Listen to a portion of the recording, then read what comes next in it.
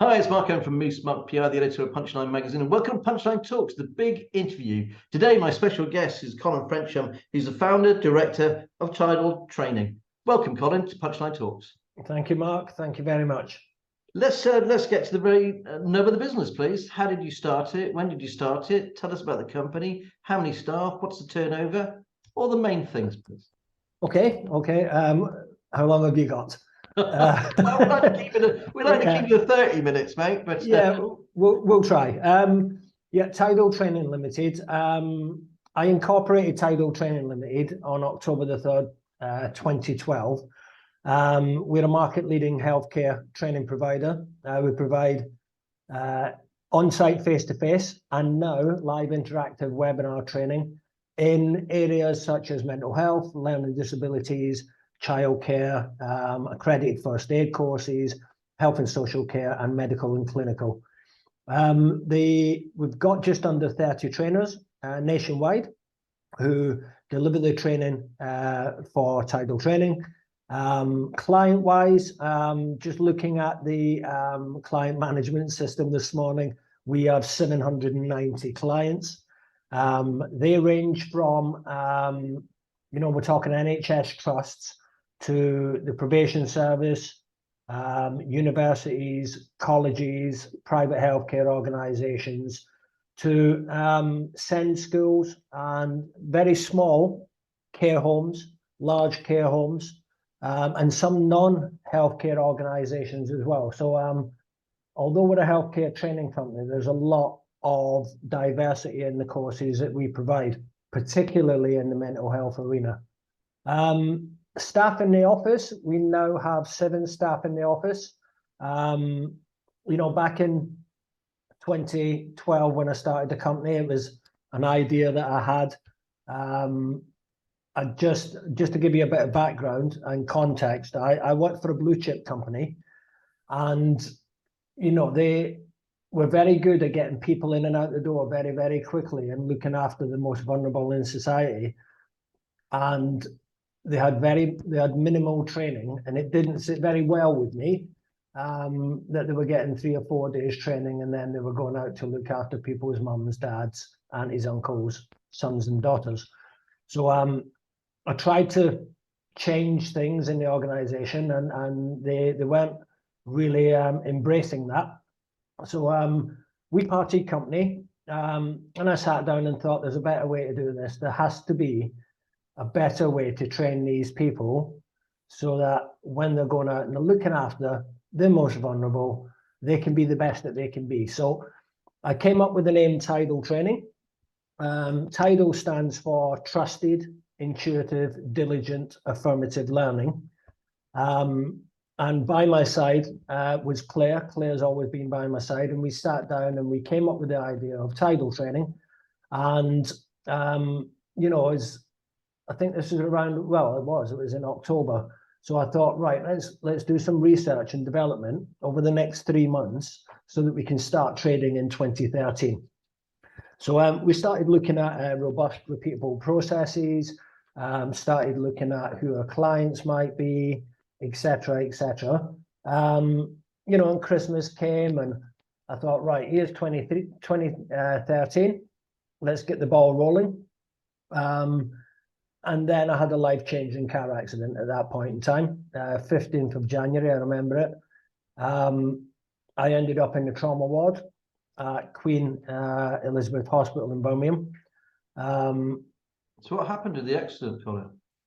It was a car accident. Lost control on, icy roads, only doing 30 miles an hour, round a roundabout. The car spun and the driver's door came in. I had multiple fractures in my pelvis, acetabular fractures. So I ended up on the trauma ward, and a few days later, after everything had calmed down a bit, I had a 10-hour operation, 2 surgeons. I came out of that operation with 19 pins in my pelvis up here and round the side. And they told me I may never walk again, or if I did walk again, I may need a walking stick.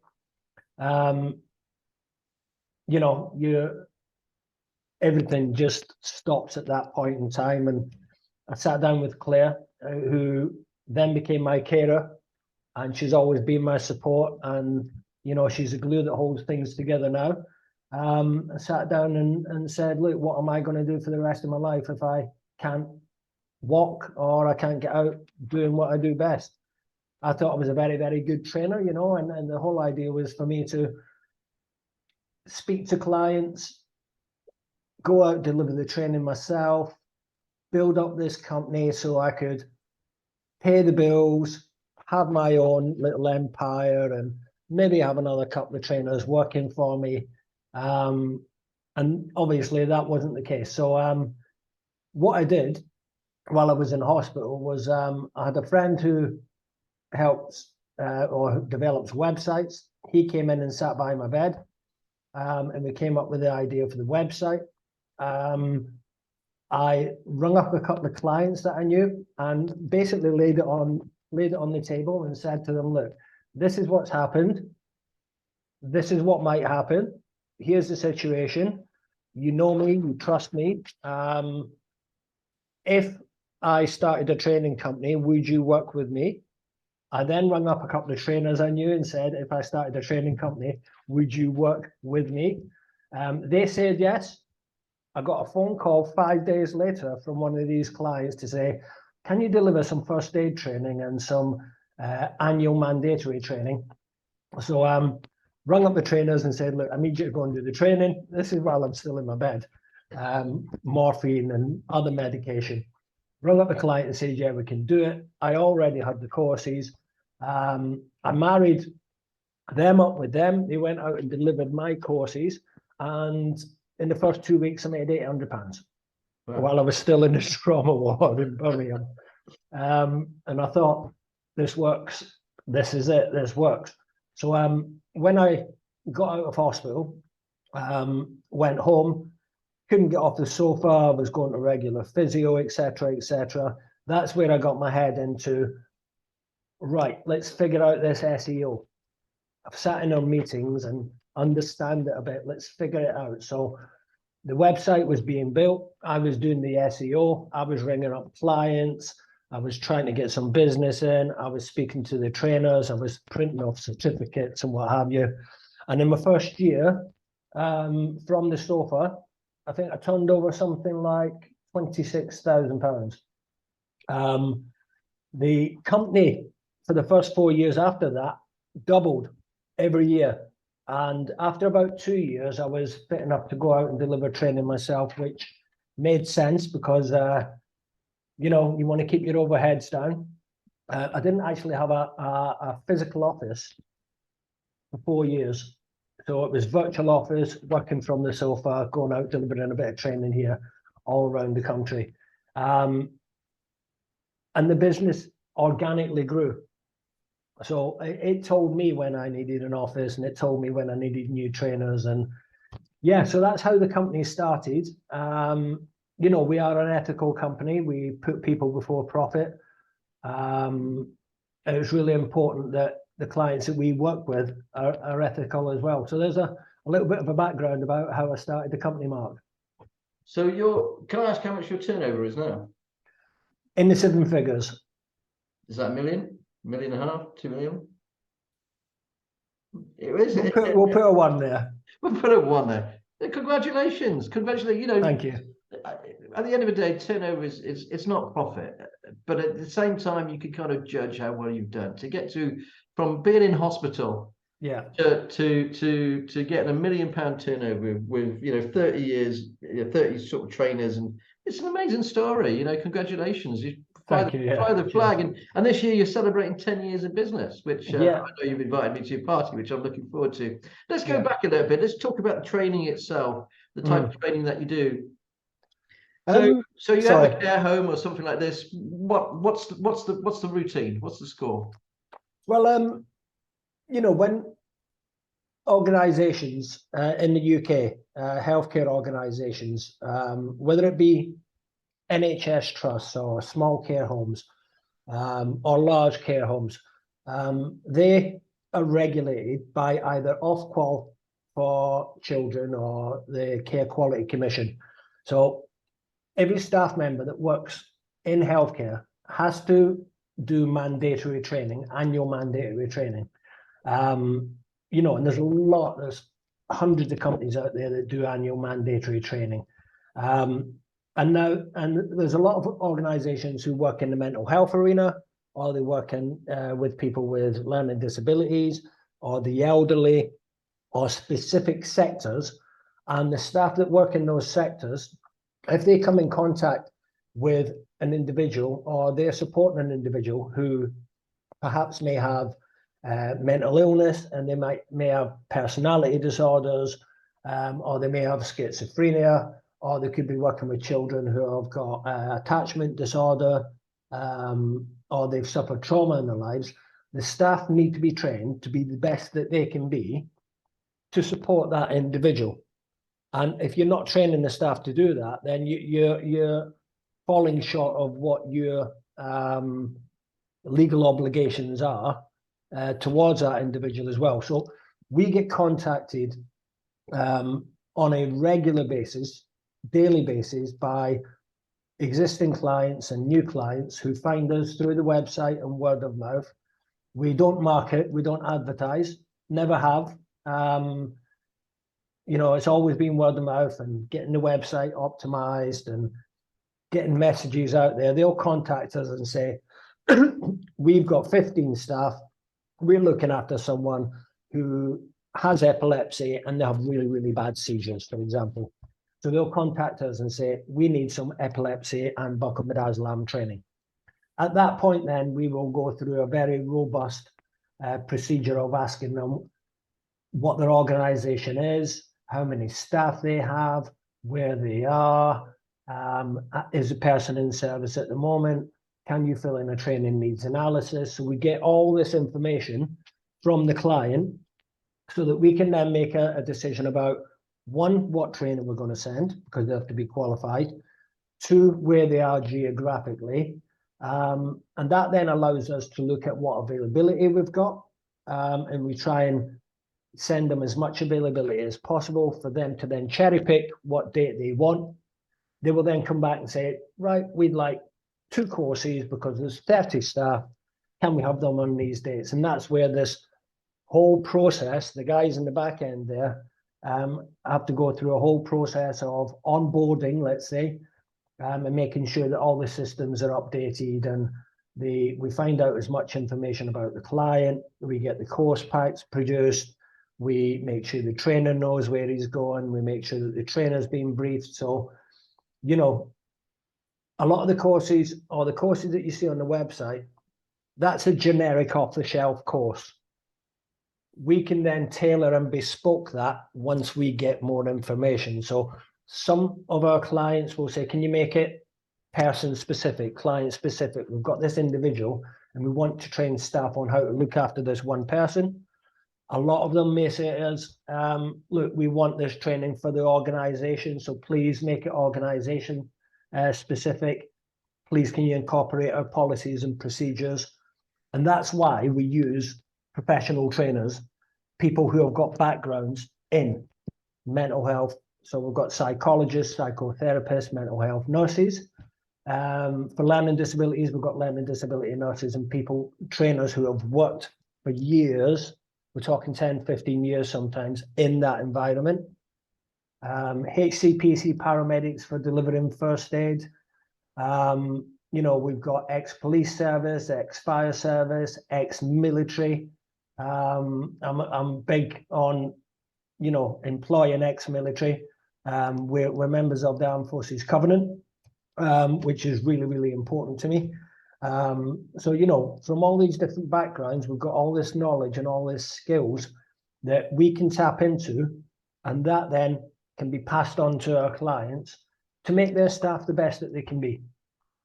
It's funny you've gone into the military side. Let's go back a little bit, because I know you were in the army. Yeah. Where are you from originally, Colin? Originally, I'm from a little place in Scotland called Broxburn. Okay. Yeah, Broxburn, there's not a lot of opportunities there, to be honest with you. So, funny story. Sorry to stop you, but in Broxburn, I've got no idea where that is. It's sort of Aberdeen, Edinburgh, Glasgow. Broxbourne's just outside Edinburgh, in between Edinburgh and Glasgow, really. Okay. So, little town, not a lot of opportunities.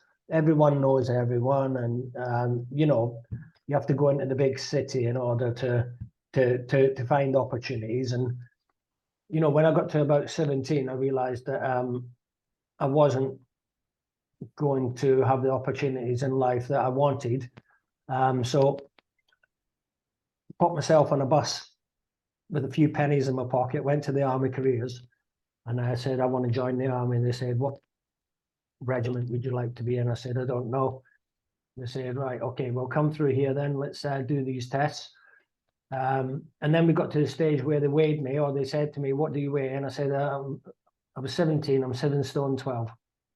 I was tiny. Yeah. They said, come back next year when you're 8 stone 12. So I went away a year later, got back on the bus, went back in, did the test, and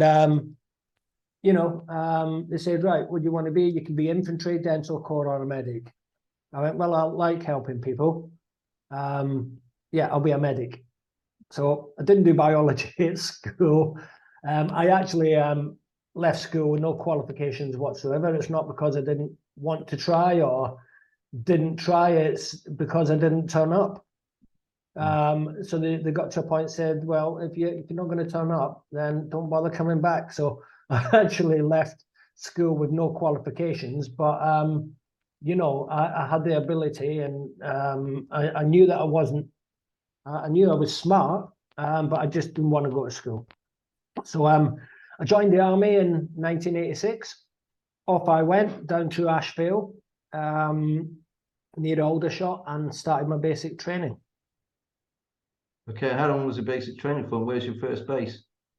Basic training, I think it was 12 weeks, and then we went on. It might have been 16 weeks actually, and then because Keogh Barracks, which was down in Ashfield, they got you through your basic training. They train you how to be a soldier first, like everyone that's in the Army. They train you how to be a soldier first, and then you go away and you go and learn how to be a chef or how to be a medic.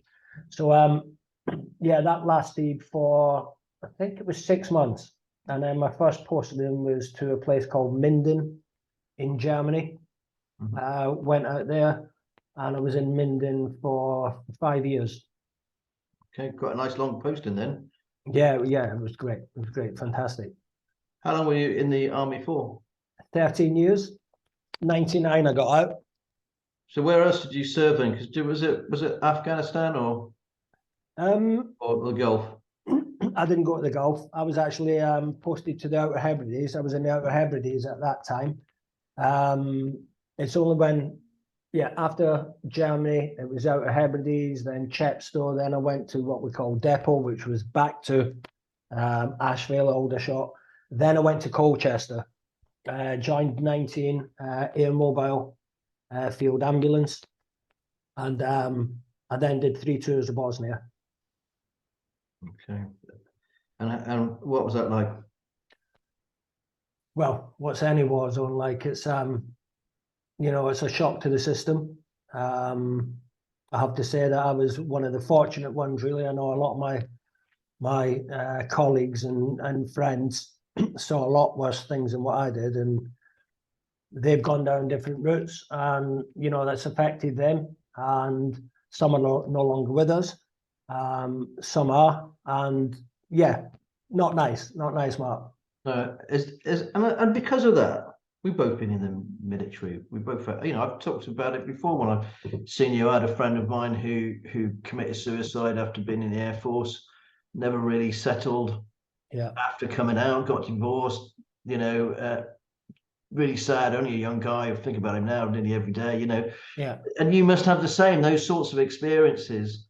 They must have helped you formulate the business to try and help people, like you talked about your mental health sort of side of things. Is that the way it's happened, or? I think ever since when I became a combat medic, it taught me not only about the human body, but about people as well. And then when you're put in all these different situations and you meet lots of different people, You know, sometimes in their hour of need and sometimes not. You know, you need a heart. You have to care. So I've always gone out of my way to help other people. You know, if I see someone struggling or being downtrodden, I'll step in. I just can't walk past. So you know, the training that I got in the army it made me the man that I am today. And you know, we should all just go the extra mile and you know, when you see that someone's struggling, just help. And I think naturally, when I left the army, I then worked as a remote or an offshore medic. So I went to different parts of the world, Africa, you know, Egypt, the Gulf of Mexico, Norway, and a few other places as well. And you see all these different cultures and you see people struggling, and you've got the tools to help. So naturally, when I came back to Birmingham, after I stopped being offshore, the skills that I had, I wanted to carry them on. So I worked for a number of organizations as events cover, as a paramedic, etc., as well. I was then asked to deliver training. What you've got and the knowledge you've got, why don't you give that to other people? And I thought, brilliant, no weekends, I'm getting a company car, they're going to give me a pension, I'm going to get a laptop and a phone, don't need to be on the front line anymore, don't need to go out on weekends doing the events. So I then moved into training. I think that was around about 2003, something like that. What was the biggest lesson you've learned in business? Biggest lesson I've learned in business. Over the last 10 years, yeah, what would be the one thing that's really sort of, because we, you know, not being funny, things go right, things go wrong. I suppose what's been your biggest thing that went wrong? If you want to ask a different question. The biggest thing, I think the biggest thing that went wrong in the first year and a half was trying to do too much, too quick, and running around in circles, trying to make sure that that works and that works and that works and that works. And actually, you just need to get the basics right. Get the basics right and the rest will follow. So, you know, when you've got all these ideas of starting a business and, you know, you want it to be the best that it can be and you're thinking about how you're going to build it up, you've got all these ideas and you want them all done now. You'll know what it's like. You want them all done now. And actually, in concentrating on that, you've taken your eye off the basic stuff that you need to do, you know. So I literally had to strip everything back and start again and go, right, what is it that I need to do in order for this company to run? And then it's only then that I started to see that I had more brain space to then think about how we're going to move forward and developing new courses and what direction we're going to go in. Now, what's the sort of favorite CD that you've got on your iPlayer, or do you download music? Do you listen to music in the car? Do you know, what sort of music do you like listening to, Colin? I like my sport, Mark. I like my sport. Yeah. I don't really listen to music, to be honest with you. Every now and then in the car, if I've got a long drive or I'm going to a meeting, I might put a bit of classical on. Just listen to that. Really, it just frees the brain up a little bit. But I'm that busy that in between my sport and work, I haven't really got time to sit and listen to music or download music. And you know, I don't sit reading books. I'll get home, I'll watch a bit of TV. But yeah, my sport's my big thing. And what is your favorite sport? Up until about a year ago, it was tennis. Right. Not non-contact, and then this magical sport called paddle came along. Yeah. It's been around in Spain and France and Portugal for about 15, maybe 20 years. And East Gloss Tennis Club built 3 paddle courts, and yeah, that's my new sport. I play that more than I play tennis now. There's a lot of similarities, but you know, I think when you get to our age, You need to get out and do a little bit of sport, really, rather than sitting on the sofa doing nothing. Totally agree. Totally agree. Okay, I've got to ask you, coming to the end of the interview, Yeah. what's your top 3 business tips, please, Colin? Top 3 business tips. Believe in yourself and believe in your staff. Okay. You employ them for a reason. Get the basics right and the rest will follow. That's the first one. Yeah. Second one, I wrote these down, Mark, actually. Look at your product and service from the client's point of view, from your customer's point of view, and understand what their expectations are. Because you have expectations of them, but they also have expectations of you as well. And the third one, which is the most important, I think, is about organic growth. Don't push your business in the wrong direction. It will tell you what direction it wants to go in, and keep putting it in the top, because eventually it will come out the bottom. That's brilliant, Colin. Thanks ever so much. Thanks for joining Punchline Talks. Great to see you. All the very best. And I look forward to coming to your 10th party. Look forward to it. Thanks for joining Punchline Talks. Bye. Cheers. Thanks, Mark. Bye.